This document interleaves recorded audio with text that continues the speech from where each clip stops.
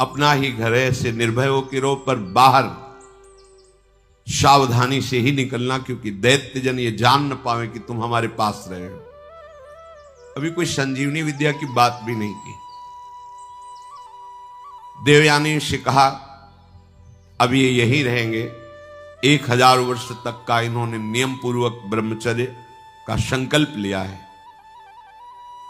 देवयानी जी ने स्वीकार किया उनको। वो सदैव देवयानी के सामने हाथ जोड़कर प्रणाम करना, उनकी आज्ञा में रहना, जैसे गुरु वैसे गुरु पुत्री, ऐसा भाव। 500 वर्ष व्यतीत हो गए ब्रह्मचर्य से रहते हुए और गुरु भवन में सेवा करते हुए। कोई नहीं जान पाया। एक दिन किसी गुप्तचर ने दैत्यराज को बताया कि भगवान शुक्राचार्य के घर में कोई नौ किशोर बालक बहुत ही देदीप्यमान कांतिवान काफी समय से रह रहा है। अब 500 वर्ष से कुछ हुआ नहीं था, इसलिए छूट भी हो गई थी। तो जो भविष्यान्नी के लिए गायें थी उनको चराने के लिए जंगल में चले जाते।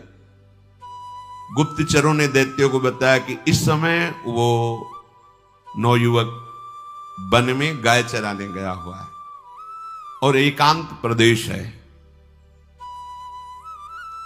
और हमने पता लगाया वो युवक कोई और नहीं बृहस्पति जी का पुत्र कच्छ है। गुप्तचर भी बड़ी विद्या से युक्त होते हैं पूरा, और मुझे लग रहा है कि ये सब एक देवताओं का प्लान है जो संजीवनी विद्या सीखने के लिए भेजा है। अब आपका क्या आदेश है? तो का आदेश क्या, उसे मार के फेंक दो, पर ऐसी सावधानी से मार करके उसे अलग अलग करो जिससे शुक्राचार्य जी जिला न पावे। एकांत प्रदेश में वो गौएं चरा रहे थे। दैत्यों ने जाकर अस्त्र शस्त्र से उन्हें छोटे छोटे टुकड़े काट डाले कच्छ के, और कुत्तों को खवा दिया। देखो, एक संजीवनी विद्या के लिए कष्ट सहना, और ये तो अंतिम है। अब संसार चक्र में ही नहीं आना।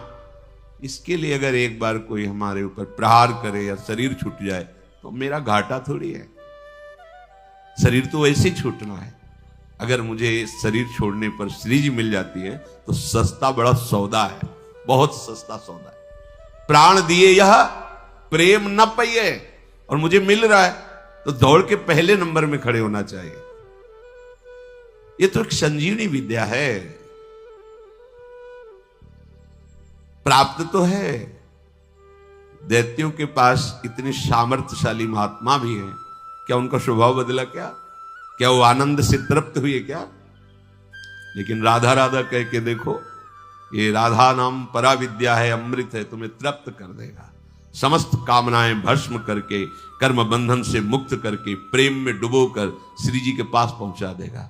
जहां न आना है न जाना है, जहां पाना तो खूब है, न गैस बनेगी, न मल बनेगा, न मूत्र बनेगा।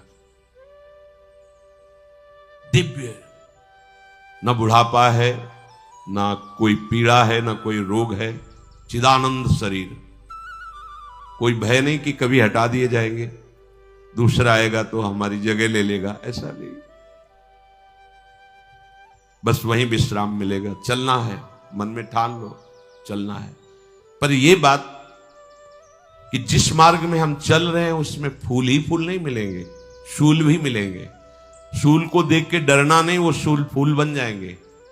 पर आप सोचो कि अब हम तो भजन में चले तो सब जयमाला पहनावे हमें, और हमें प्रणाम करें, नमस्कार करें, तो भूल जाना जब आप अच्छी चढ़ाई पर चढ़ रहे होंगे तो पैर पकड़ के घसीटने वाले हजारों दौड़ पड़ेंगे, पर आपको रुकना नहीं है। बल आपका श्री जी, इसलिए कोई घसीट नहीं सकता, पर विघ्न बाधाएं आपको घेर लेंगी। किसी उत्तम वस्तु की प्राप्ति के लिए बहुत उसे छुपा के रखा जाता है, बड़े विघ्न रखे जाते हैं जिसे कोई अधिकारी ही प्राप्त कर पावे। उनको मार दिया कच्छ को, उनके शरीर के टुकड़े टुकड़े करके कुत्तों को खवा दिया। अब उस दिन गौएं बिना रक्षक के वापस आ गई। देवयानी जी ने देखा कि कच्छ तो आए नहीं, गौएं लौट आई। उन्होंने शुक्राचार्य जी से कहा कि भगवान, आपने अग्निहोत्र कर लिया, सूर्यदेव अस्ताचल को चले गए, गौएं वापस आ गई, पर कच्छ वापस नहीं आया। मेरा हृदय भयभीत हो रहा है, कच्छ के साथ कुछ अमंगल हुआ। मैं सत्य कहती हूं, मेरा हृदय कभी झूठ इशारे नहीं करता। मेरे हृदय में आ रहा है कि शायद अब कच्छ जीवित नहीं है। भगवान शुक्राचार्य जी ने ध्यान देकर देखा, बोले तो ये तो गजब हो गया, कच्छ को काट करके कुत्तों को खवा दिया दैत्यों ने। ठीक है, संजीवनी विद्या का प्रयोग किया, हर कुत्ते के पेट से फट फट करके मांस एकत्रित हुआ, कच्छ जिंदा हो गए। ये संजीवनी विद्या का बड़ा प्रभाव होता है। इलवल और वातापी नाम के दैत्य थे ना, इसी विद्या को जानते थे, और उनको संतों से द्वेष था।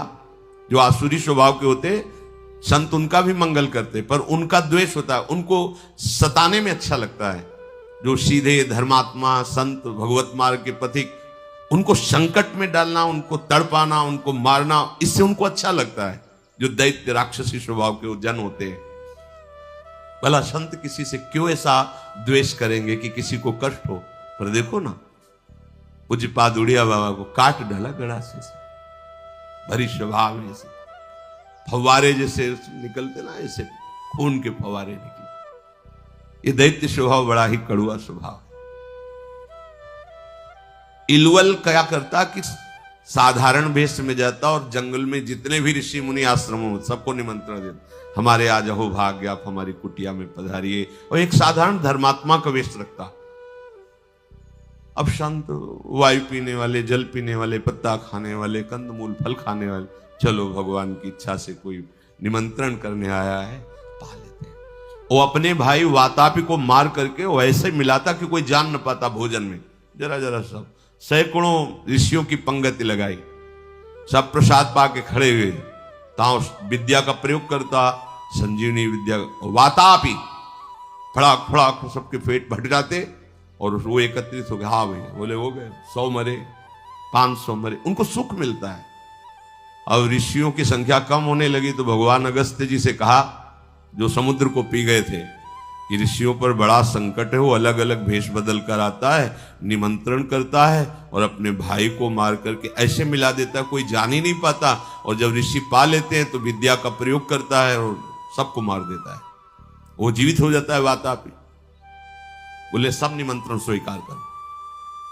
अगस्त्य जी बिना निमंत्रण के पहुंच गए, आगे बैठे, बोले भैया थोड़ा हम सबसे ज्यादा पाते हैं, तो पहली पंगत में मैं आगे बैठा हूं, पहले मैं पालूं फिर दूसरे को परोसा जाए। ऋषि तैयार हो ना? सब ऋषियों ने कहा हाँ। अगस्त्य जी ने कहा पहले मुझे परो। उसने वही प्रक्रिया की, अपने भाई वातापी को मार करे पूरा चाट चाट के सब पा गए अगस्त्य जी। पाने के बाद आचमन किया, खड़े हुए तो उसने मंत्र संजीवनी विद्या पढ़ी और कहा वातापी, जे भी पुकारा सो अधो वायु ढर से निकाली। बोले गया तुम्हारा वाता। अगस्त्य जी थे जो समुद्र को पी गए, समुद्र, अगाध समुद्र को पी गए। अधो वायु लिख बोले गया तुम्हारा वातापी। तुम साधारण सी सब पच गया, जितनी देर पाया उतने में हमारी जठरांग ने पचा करके हजम हो गया, खत्म तुम्हारा वातापी। कोई विद्या काम नहीं करती ब्रह्म विद्या के आगे, भगवत विद्या के आगे। भगवान बृहस्पति जी ने जो ही ध्यान किया, देखा कि वो तो कुत्तों के पेट में है, संजीवनी विद्या का प्रयोग किया, कुत्तों के पेट फटे और कच्छ जो है मानुष्य जुड़ के पूरा जीवित होकर सामने आ गया। देखते ही देवयानी ने पूछा लौटने में विलंब क्यों कर दिया? तो उन्होंने कहा कि देवी मैं समिधा कुश और काष्ठ गुरु सेवा के लिए ला रहा था, तो एक वृक्ष के नीचे रुका, गौएं भी हमारे साथ थी। वहां कुछ असुरों ने मुझे घेर लिया और पूछा तुम कौन हो? तो मैंने बता दिया मेरा नाम कच्छ, मैं बृहस्पति का पुत्र हूं और भगवान शुक्राचार्य हमारे गुरु हैं, उनकी सेवा के लिए मैं सामग्री ले जा रहा हूं। तो उन्होंने मुझे मार दिया और मार करके कुत्तों को खवा दिया। मेरी स्मृति कभी भंग नहीं होती क्योंकि मैं अखंड ब्रह्मचारी हूं। ब्रह्मचर्य में बहुत बड़ी सामर्थ्य है जिसका महत्व आज नहीं समझा जा रहा है। अगर आपका शरीर स्वस्थ है, किसी